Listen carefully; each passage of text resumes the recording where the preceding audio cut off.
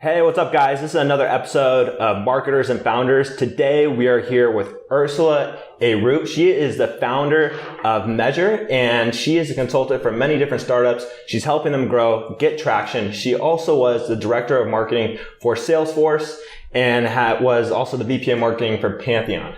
Thank you for being here today. And I just want to jump into your background. Tell us a little bit about yourself, of how you got to Silicon Valley. You came all the way from Sydney. Yes. And then you came here and you crushed in tech. So give us that story. Thank you. Hi, everyone. I'm Ursula. Thanks for having me, Josh. So I moved to San Francisco about 13 years ago. And I've always been passionate about marketing. And the startup I worked for in Sydney was a company called Business Objects. And there were about 30 people in the Australian market. And there was a large US office, and I always wanted to move where all the action was. I think when I was sitting at my desk in Sydney, I was like, what is that glit and glamour of Silicon Valley? Mm-hmm. And so I came to San Francisco a few times to some sales kickoffs, quarterly meetings, and I presented at a worldwide marketing meeting, and the CMO at the time was like, hey, would you like to move? I'm like, yes, please. So after being in marketing for 5 years in Sydney with one company, they asked me to move to San Francisco, to the Bay Area, and I did that. And I stayed with the company for another 5 years. So I kind of spent 10 years learning all the different facets of marketing in one company. I never wanted to do an MBA. I figured I would learn more if I was actually working in a company as opposed to kind of learning from books. So I learned all facets of marketing with the intention of becoming a CMO one day. That's awesome. Yeah, and so after 5 years at Business Objects, I moved to Salesforce. I was there for three and a half years, and I was responsible as part of a team helping with loyalty marketing, customer loyalty marketing at Salesforce, and really figuring out what that content strategy looked like based on usage criteria. And back then, that was kind of a rare thing to do, looking at usage criteria and then creating marketing tools and marketing materials to enable customer growth and customer success and customer usage. So that was really fun. And then my last role there, I actually worked in the recruiting team, in the HR recruiting team.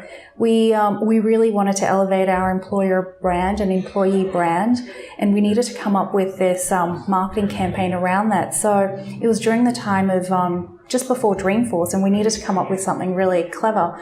And it was a time of social media as well, and not many companies were kind of figuring out how to use it effectively. So we figured Dreamforce, Dream Job on its own, it's not really tangible. Everyone can really use it themselves. So we stuck it together and put a hashtag around that and called it Welcome to Your Dream Job. And that became the brand for Salesforce for many years, about welcome to your dream job. Join us at Salesforce. Here's your dream job. Your dream job is waiting for you. And I still see it sometimes. Oh, that's so cool. So across. My most fun story around the concept dream job, I was in Sydney for my sister's wedding a couple of years ago. And I saw a friend who, we both worked at McDonald's together when we were growing up, when we were like 16. Oh, wow. And she told me that she was applying for a job at a San Francisco company. I'm like, oh, which one? She's like, Salesforce. I'm like, cool, I work there. And the next day she was like, I can't believe it, I got the job. I'm going to be a director of financial services at Salesforce, hashtag dream job. I'm like, well, it's complete. It was really awesome. Exciting. Wow. I couldn't stop laughing at how my childhood kind of nicely worked out with my professional career. And then I joined Pantheon, and I was running sales and marketing for 2 years. I was the first business hire, and we had 10,000 email addresses in the database, and it was my role to kind of find ways to convert them from free to paid, and then ultimately into signups. So, we really worked methodically and really hard to get those freemium accounts, build those freemium accounts, get thousands of users to use the platform, and then get them to pay for the product. And then at the same time, move them into enterprise. So built this concept around having dual funnel. So you have a developer marketing funnel, and then you have an enterprise marketing funnel. And then the what you do for each tactic is very different in a developer funnel than you would in an enterprise funnel. And I think that gave us a lot of relief. We understood then why some tactics weren't working for developers that we were applying enterprise tactics for developers, and then vice versa. And so by splitting out those two funnels, we were able to do a lot better job. And then the bottom, where it kind of the motion from developer to enterprise, we kind of worked on a concept around product qualified lead. So usage behavior, which then gave us indicators that that customer was ready to buy. And then we can give them all the content all the content they could consume.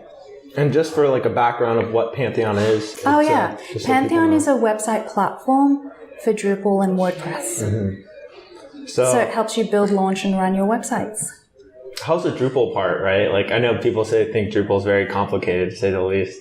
But then you have like WordPress, and people love WordPress. Yeah, I think each have their own communities, though. Right, each have their own communities.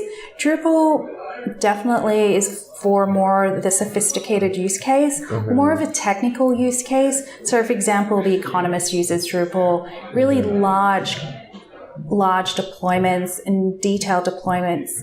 Drupal has always been what they choose, but WordPress is actually also catching up, and you see WordPress because of the blogging, the WordPress blogs. I think that's what started the success of WordPress, and it's definitely going up market as well. So a lot of times when people want to build their own website, they actually have an equal choice between Drupal or WordPress, and then it's up to their agency, and then it's basically up to the agency what they recommend and how comfortable that company feels at choosing WordPress or Drupal. That makes sense. And WordPress, I think, it's just the barrier to entry, right, is so easy. And that's what really just kicked it off. And then from there, it was just like this massive community that's started. Yeah, it's pretty big. So I was not used to an open source community, and marketing to an open source community is very different than marketing to, say, Salesforce community. Yeah, that was interesting. You had to kind of be gentle and be really authentic to messaging that those Drupal communities. But once you found their sweet spot, it was kind of really fun to market with them. That's cool. And I say market with them because they ended up joining us with a lot of the marketing initiatives that were really successful. Wow. So going back to like being in Sydney, and I just want to understand, how did it feel to like change cultures? You went from a company, you said it had 30 people in it, and then you go to Salesforce, right? Oh no, Business Objects had 7,000 people. Oh, 7,000 It was people, acquired by SAP for ridiculous sums of money, like billions of dollars. Oh wow. So no, in the Sydney office we were small, but when I moved to the US office, it had thousands of people. So how was the culture change just in that?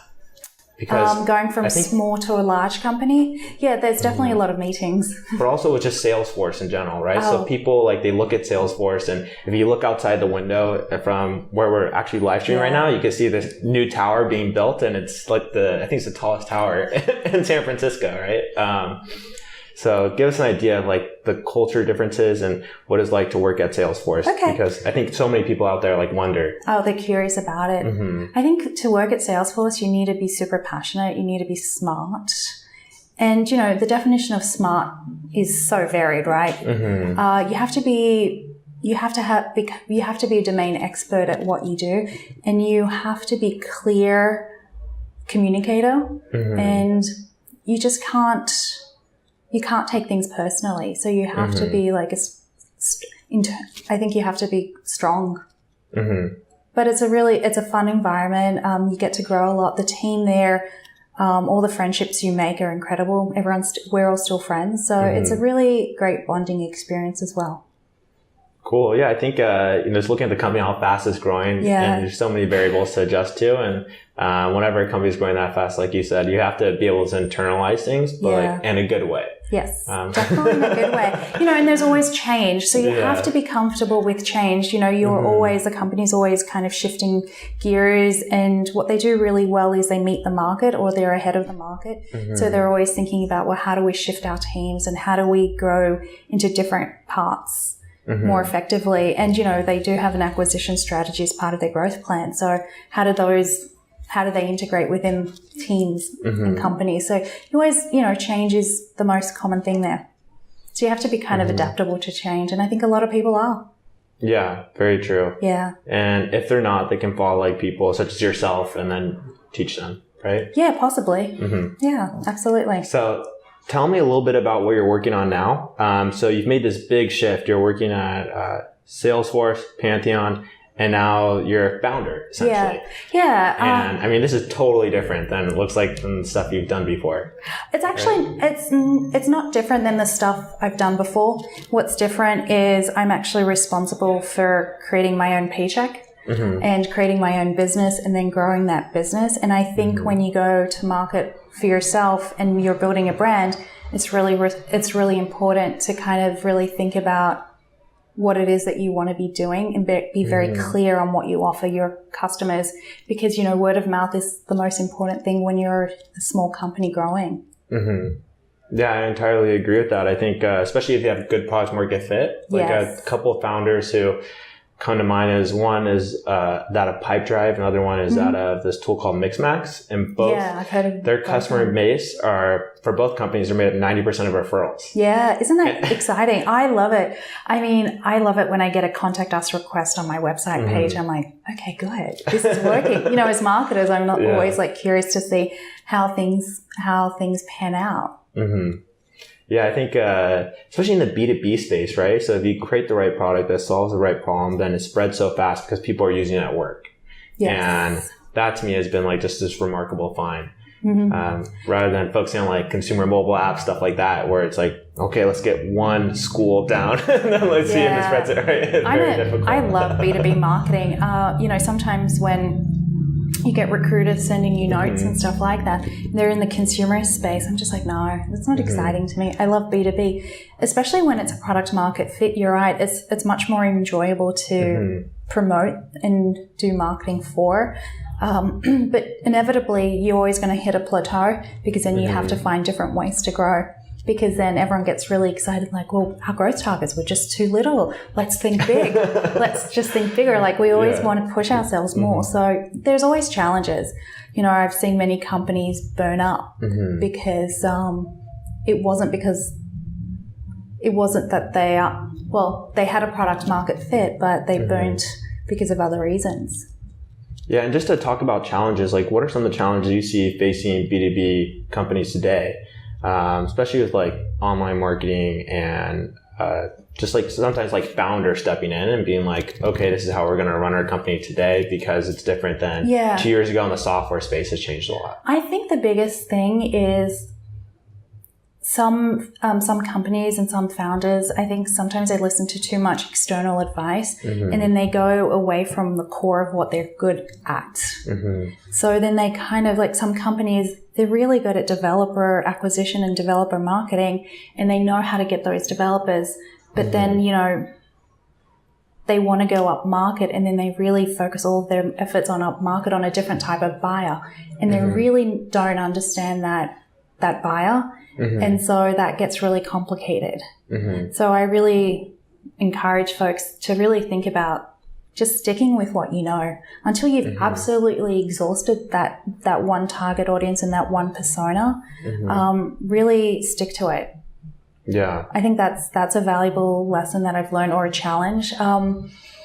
What are the other ones? They're like, but look at this market. There's so many people there, and we could. It's like, you know, start with your early adopters and go from there. Or like the grass is always greener on the other side. You don't actually know what that other company is going through, but just like stick with what you know. I think that's always a good idea, and be very clear on who your target audience is. I think that's really helpful. The other interesting thing I find is when I come into some companies, as well as they don't know who actually their target audience is. So you sit around in the room with the leadership team and they're really not clear on who that audience is. And this is companies that have been around for 4 or 5 years, companies that have been around for 1 year. And everyone around the room's kind of arguing who they need to go after. So to me, that's kind of a challenge, because you really want to be clear who you're going after, because how else are you going to be selling to those customers? You want to have a clear, consistent message. And if the leadership team doesn't have it, then you can't really communicate that out to everyone else. Yeah, I think that's a great point to make, because you see companies start off with like this one value prop and they're like, oh, but we also sort of offers these benefits too. And they start like putting in more benefits into their value prop. And then before they know it, they're concentrating on those 3 benefits rather than just like honing in on the one that people really love them for in the first place. Yeah. And look, you need to go up market and you need to expand and you need to do all these things. I think you just need to do it with a lot of clarity and a lot of clarity first, and to really ask why you're doing it. Yeah. And not have one customer dictate why you need these 12 extra features, or have one customer dictate your product roadmap. Yeah, I think clarity is like that word that people need to use more, right? I think that's, they don't really understand like what it means, but it really is just about like, this is what I'm going after and this is what I'm going to do. And I'm going to sort of just like block out all those voices, like you said. Yeah. Because everybody in Silicon Valley and the tech world is willing to give advice. Yeah, we all are. Absolutely. You have to be very careful. I mean, have you been on the bus lately? You can just hear people tell each other all this crazy fun advice. I mean, I don't even, on the bus or uni, I don't even put my headset on because I just love hearing the conversations. It's kind of entertaining. It's fun hearing people just talk about their latest startup and how it's going to take over the world. And that's good. It's a good mindset to have. The other challenge I think that's really important is there needs to be a stronger connection point between product sales and marketing at the same time. I think that trifecta is really critical in product helping marketing understand what are the next product launches, what is the product roadmap, and then for product to help sales understand like what they can and can't sell. I think I'd love to see more of a connection point between those 3 teams.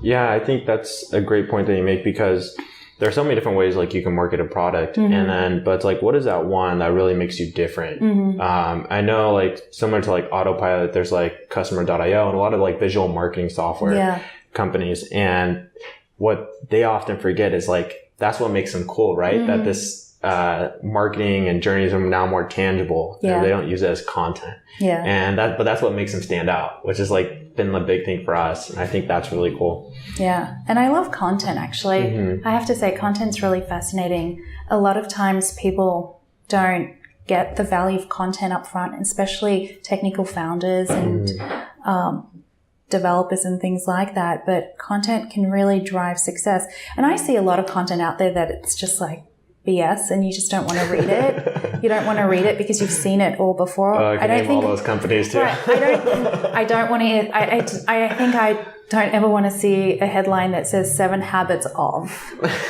right? Because I think it's overdone, but you'd be surprised. 7 habits of anything gets you so many click-throughs and reads of your content. So I think authentic content is really important.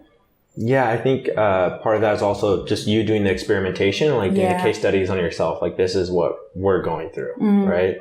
And a lot of companies are really good at that because they believe in like being transparent. But some companies are the complete opposite. Yeah, they want to be so secretive. And I think it really hurts them.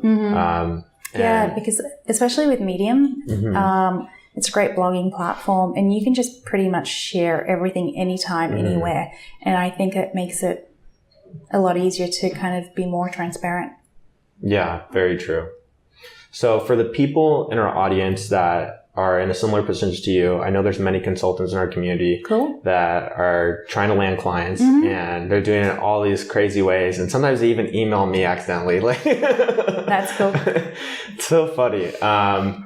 Is there some advice you can give them regarding like the best way to establish relationships, build rapport, so they can land high ticket clients, as well as getting them their desired result, right? Yeah.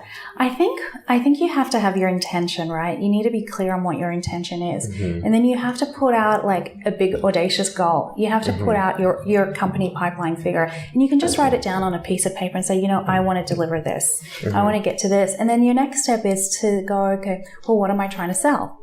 What am I really good at that nobody else can do as good as I? And it could be just one thing.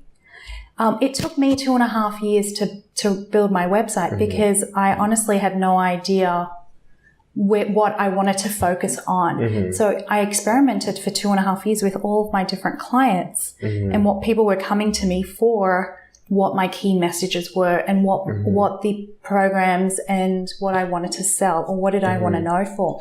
So don't feel bad if you haven't figured it out. Just take the business. If you feel like it's beneath you, it's okay. Just take the business and just start learning how to be a consultant. Being a consultant is actually much different than working for somebody else.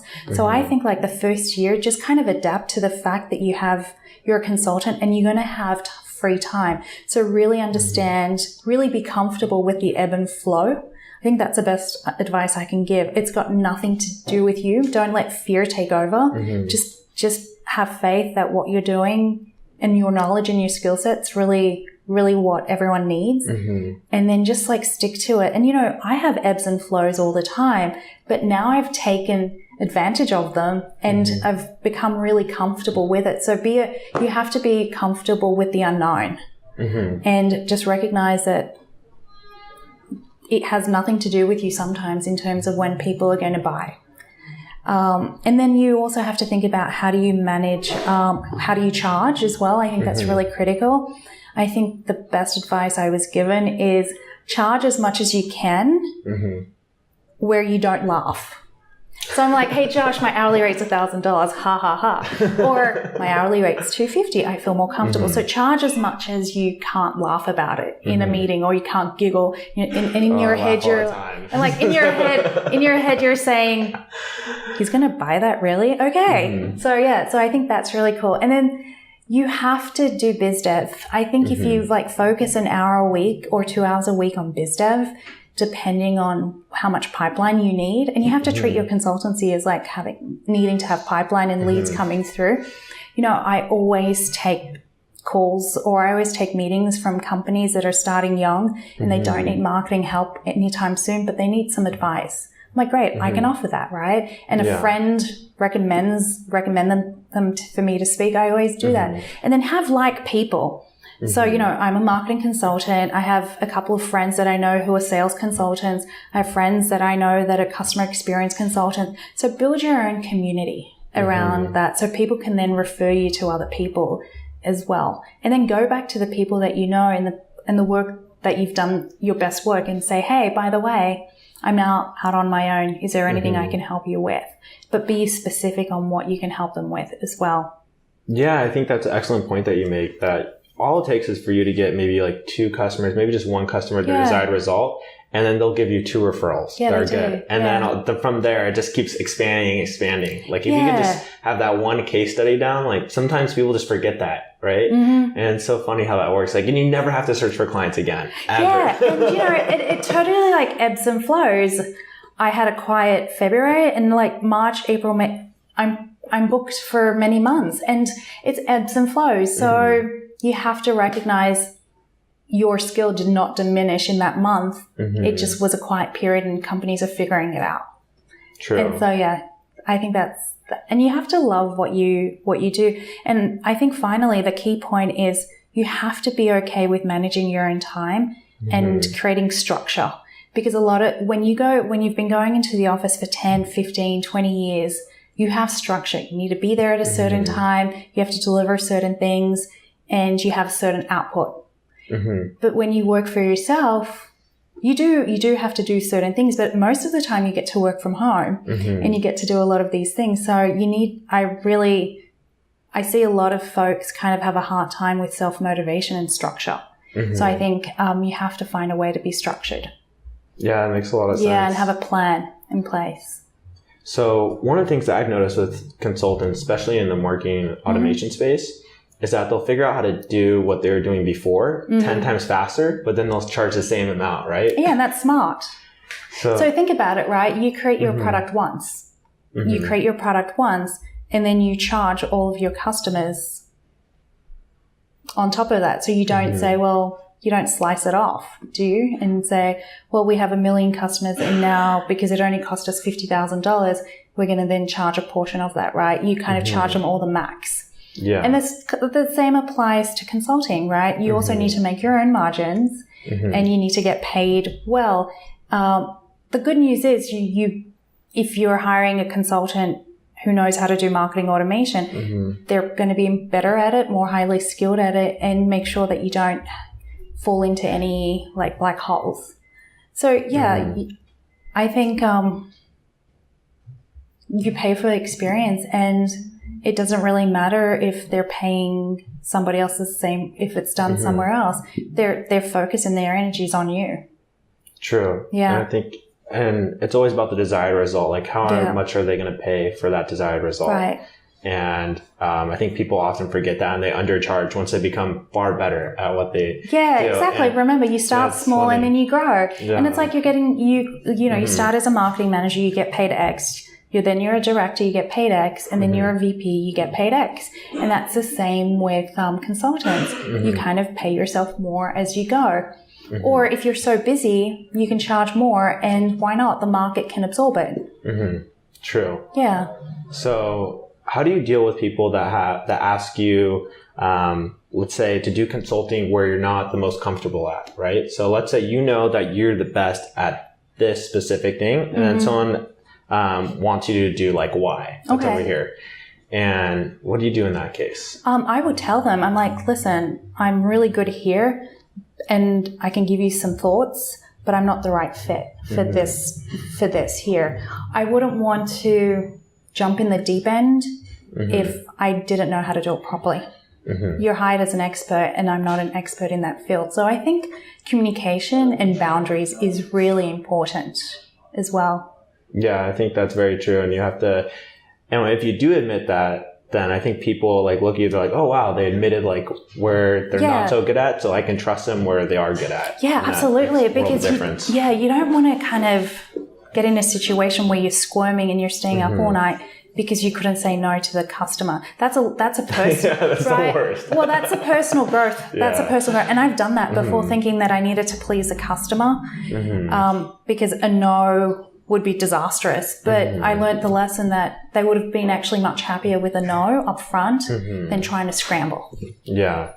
It's so much, because if you don't say no right away, it's going to lead to like 10 more no's they'll have to say. I know. And it's like, if you have bad news, tell it up front. And I remember this scenario where I was working on a website project and it was going to get delayed for 2 weeks. And I was kind of like nervous to tell the client because we really needed to launch it. And, development projects get delayed, but I hate things getting delayed. And I remember telling my friend, she runs a 30-person company, and she was like, send her a note now, because you're going to be fretting about it for the next week, and tell bad news faster. And as soon as I did that, I felt like this relief. I'm like, oh, thank God I did that. Yeah. Although I was like terrified. They say the only time you get anxiety is before you make a decision. Right? It's in the between phase. It's the not knowing phase. Very true. Yeah. It's what if. The anxiety develops most when you throw what if scenarios into play. So if you can eradicate the what if, then your anxiety kind of diminishes. Yeah, very true. Yeah. So I want to jump back into Salesforce just because. Okay. And I want to talk about some of your biggest wins there, as well as, and we're going to dive into the emotional part. So and your biggest losses? Oh my. Biggest wins. Salesforce was losses. Like back in 2009, 8-9. That's like 7 years ago. I mean, we don't have to talk about Salesforce. We talk about Pantheon. I think, for Salesforce, I think the biggest wins there were, we acquired a company and we needed to integrate it, and the conversion rates were really low at 8%. And so we worked really hard as a marketing team to increase conversion rates to 30%. So you can imagine the marketing budget all of a sudden becoming much more healthy to spend, because we focused on the leaky funnel first and reducing that, and then spending the time to do proper marketing once your conversion rates were a lot more effective. And I think that's hard to do because, people want stuff to come into the top of the funnel all the time. But if you haven't fixed that leak of funnel, then it's not going to be as successful and you're just wasting a lot of time. I think the biggest success I love is the Dream Job campaign. We did so much fun things to that. And it was also more about people and people finding jobs and then employees being really happy as well. And we did a lot of things with with Dream Job as well. That was kind of the most fun. I loved the loyalty marketing role as well because it combines creativity and then data-driven. Mm-hmm. And I've always been a fan of data-driven marketing and seeing how you can impact results by looking at the data. And so we had all these usage and metrics criteria, and then how do you then create the content to help that customer become more successful in using the product? Yeah, that makes sense. I think you have like data-driven marketing, and then once you become, I'd say like the VP of marketing, where you have more of like as an evangelist, not everything I can do can be measured, right? It's sort of interesting. It's like you do a lot of speaking opportunities and stuff like that. Yeah, we had a situation like that at Pantheon where, I was comfortable with having 80% of marketing measured. The CEO really wanted 100% measurement, and we just couldn't get to the place where we could measure effectively everything. And, recently one of my clients came up with this great idea of the halo effect. Like, how do you measure the halo effect? So speaking engagements, doing things like this absolutely drive awareness and interest and sometimes an engagement. So what is that halo effect if you took it all away? Yeah. And then finding a way to measure the halo effect. And I think that could have bridged the gap between my previous CEO wanting 100% and me only being able to give him 80%. So I think that's an interesting tidbit, is come up with a concept of a halo effect. Yeah, and just understand how big it is to some regards. Yeah, how big it is and what would happen if you just stopped doing the things that you couldn't measure. What would happen if, Josh, you were gone for a week? No, seriously, Josh takes off for 2 weeks. What would happen? And then you don't do your job for 2 weeks. What would the halo, but then you could then measure the halo effect effectively. Yeah. And that could be a really interesting exercise in itself. Yeah, I think... I just gave you 2 weeks off. I think the day I joined, in the first week I joined, we had 200 more free trials. So I'm scared to even think about leaving. So everybody would know. Yeah. And they might maybe they'll get more signups. Just because you've mentioned that you're going to leave. So more people will be like, oh, awareness, yeah. So funny. Yeah, you never know. You're like the stock price. When you joined, it went up. Yeah, very true. And I think today with social media and being able to create communities like never before, and there's not that many avenues to create communities, right? So you have in-person events, you have Dreamforce, right? Yep. And that's great because communities are really just people talking to each other, customers, prospects. And it's what did they say about you when you're not there? And then you have meetups, and you have Facebook groups, Slack communities. And it's expanding so fast, and people are finding ways to grow these communities extremely fast. So brands are just exploding all over the place as long as they figure out the traction channel for it. Yeah. And I've been noticing this with several different companies. One is The Hustle. They have an ambassador program in a Facebook group, and they get live streams from Tim Ferriss and stuff. And it's I don't even know how they measure that. I'm looking at this and how do you guys measure the ROI on this? But I mean, they're one of the fastest growing media publications. So all I'm thinking about, I'm oh my gosh. And they say it's a big part, but they can't provide numbers, right? And I don't see too many B2B companies doing this, even though I do think every company in some sense is a media company. Yeah, you have to be. So I just want to hear your thoughts on, what are some of the marketing challenges that B2B companies are facing, especially when it comes to community today? And it's a heavy topic, but I think that's a good point. I'm actually having a meeting tomorrow with a company just to talk about that exact topic. And they need help. They're a marketplace, and they need help with customer advocacy, customer loyalty, customer onboarding, and customer loyalty. I said that. Upsell and retention. So a lot of companies are actually realizing more and more that it's a big deal. And then customer churn as well is how do you kind of solve that problem really quickly? So customer communities, Salesforce does a great job with customer communities. The admin community is just blowing up. If you remember Salesforce's Dreamforce last year, the look and feel was more Trailhead, and it was all about, they adopted the admin look and feel for entire Salesforce. And so that's really powerful. It's not an easy solution. So Salesforce has been they're very clear. Admin is their target audience, and it's always been a very clear target audience. And they've spent many, many years building that. You know, they have the App Exchange as one area of building community, and then they have the admin community as well. And they've just been really spending more and more time expanding that as well. So they're a great example of having great communities and having that community pay back in droves in terms of marketing return on investment. Yeah, I think they're a model that not too many people actually look at, like that Dreamforce aspect and their community aspect. They look at Salesforce and they always think of the product. To me, like, I always think of the community. I'm like, oh my gosh, like, how do they do this? And like, I mean, if you go to Dreamforce, it's like people, they're in love. It's like going to Coachella for them. Yeah, it's a commitment. I think it's a commitment that customers are first. Yeah. Right? It's a simple commitment that customers are the most important thing, are the most important foundation for the company. And I think once you make that clarity and once you make that commitment, and then it distills through the entire company, and you say it every day and every week, and your practices and processes reflect that, then inevitably it'll grow. Yeah. It just grows. I mean, it's just like a plant. If you water it, it will grow.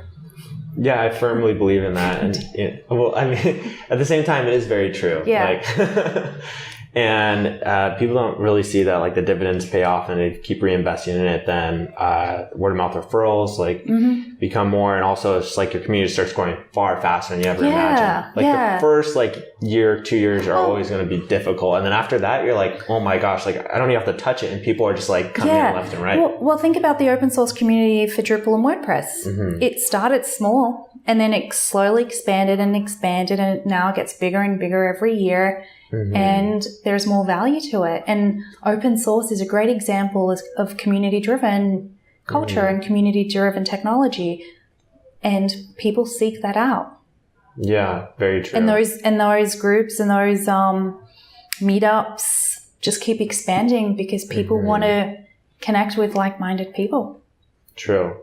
So I want to ask you one more question before we hop off. And that is, how do you stay on the cutting edge of marketing and technology? So talk to many founders, and some say they don't even read anything on the internet. They just talk to people. And some are the complete opposite and say, I just like browse Reddit and go on Product Hunt and just figure out stuff on the internet. And that's I think I tend not to read as much. I read more different books because I don't want to get burnt out too much on technology. I have a lot of friends who are in the industry, and I grew up with a lot of them over the years. I've been here for 13 years. And so we all kind of get together, and at one point we had a marketing group of 6 to 8 VPs of marketing in the Bay Area, where we would come from all these awesome companies and we would do some learnings together. So one month it was around lead management, another month was around predictive analytics. Like, did we really care for it? Another month was around content. So we get groups of friends together, and I think you build your own communities. And I have a group of friends, and you can just pick up the phone. Every time I meet with a client, I have an awesome friend that really understands messaging and positioning, and the company's message could be so convoluted and so technical and so complicated, and I will call him and I'm like, hey, what does this really mean? He's like, yeah, this is what it means, and they need help. And I'm like, okay, great. So it's having friends that care for you and you care for them, and jumping in when everyone needs each other. So I think that's how you learn, is through like-minded people. Yeah, I don't think people take enough advantage of their relationships and build those right relationships like early on, and then they're struggling to, right? Yeah, so I think it's also innate. Like, it's one of those things, like, you don't do it with a purpose that you want something out of them. You do it with a purpose of what you can give them, or you do it from a purpose of just having fun, humanity, right? Friendships are great. I love meeting people, and what surprised me about becoming a consultant and running my own company is my network has grown so dramatically because I keep meeting so many different people from all the engagements that I do, and then I stay friends with them all as well, and so it just becomes really fun. And then you invite them all over for dinner, and everyone gets to know each other, and so you're always adding to your network. in a really fun way, as opposed to going to a networking mix or trying to find a new client. That doesn't work. Or like a founder trying to find a CTO, right? Yeah. Sometimes it works, but rarely does it. So funny. Yeah. It's like I make this joke of founders who have been in the Bay Area for like 7 years and have never had a developer friend, and now they want to go to meetups and find like a CTO. I'm like, just start like making friends, you know? Like, just don't even like think in that direction. You know, talk to the guy or the gal sitting next to you on the train or the bus. Like, start conversations. Like, I'm a talker. I like knowing people. So if somebody's just sitting there at a coffee table next to me, I would strike up a conversation just to say hello. And I think we need to do more of that. Yeah, very true. Yeah. So before we go, do you have anything that anybody in the audience could help you with? Are you looking for clients? Are you looking to hire? There's a ton of people listening, so. Nothing on the top of my mind comes, but thank you for asking. I think it's good. And if people want to get in touch with you that are listening, what is the best way that they can get in touch with you? Via email, Twitter, Facebook, LinkedIn? Sure. I think email's best. My email address is Ursula, Ursula, at measureco, so measureco.com. Boom. And there then, we go. yeah. Oh, go for it. Oh. No, thanks for having me. Of course. So, guys, this is another episode of Marketers and Founders. Today, we're here with Ursula Ayrout. She is the founder of Measure, as well as the past director of marketing for Salesforce and the VP of marketing for Pantheon. So, thank you so much for taking your time today. And yeah, we'll see you guys on the next episode. Cheers, guys.